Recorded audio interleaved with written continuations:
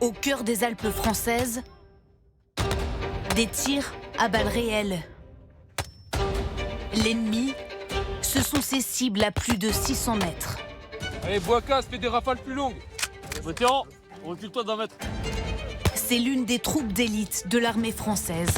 Les chasseurs alpins de la 27e brigade d'infanterie de montagne s'entraînent à combattre dans des conditions extrêmes. On a du mal à voir les impacts. Et à cause du froid, c'est plus difficile d'utiliser le matériel. Parce que du coup, on est obligé de tirer avec des gants, ce qui rend le tir un peu plus difficile.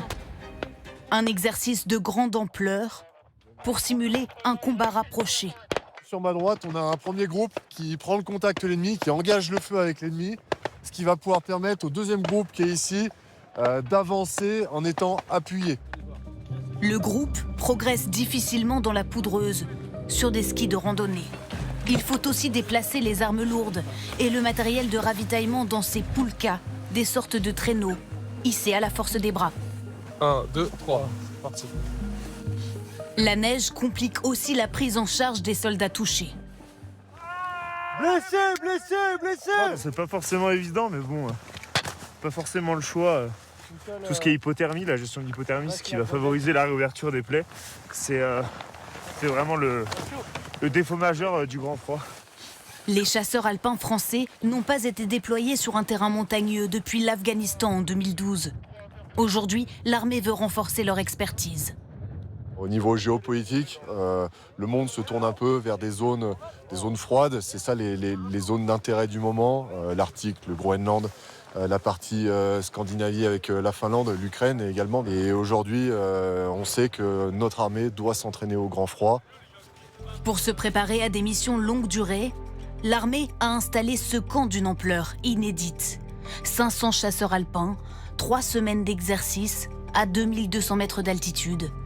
Les soldats dorment dans ces tentes ou dans ces igloos creusés dans la neige sous forme de tranchées militaires. La zone est difficile d'accès. Tout ce qui est nourriture, on est bon, et le reste, on est bon aussi. Ils ont tracé une piste de 8 km dans la poudreuse pour permettre un ravitaillement quotidien. Là, on voulait vraiment un projet plus ambitieux pour déjà mettre à mal un peu notre logistique, voir jusqu'où on pouvait aller. Les soldats constatent que le plus éprouvant dans ces conditions, c'est la vie de camp.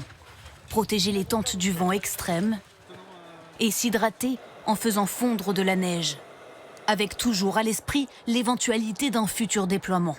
Si on n'a pas une bonne vie de camp, on ne tient pas sur le terrain, on ne tient pas dans la durée. On va faire un jour, et puis après on va se réveiller le lendemain en étant un peu plus fatigué, puis on va faire une journée difficile, puis le lendemain on sera KO. On essaie de mettre toutes les chances de notre côté en tout cas pour être prêt si un jour ça doit arriver. Avec le contexte actuel, ça fait partie de...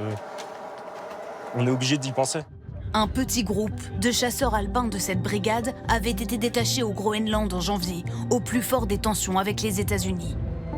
Ils seront plusieurs centaines bientôt en Finlande dans le cadre d'un exercice militaire de l'OTAN.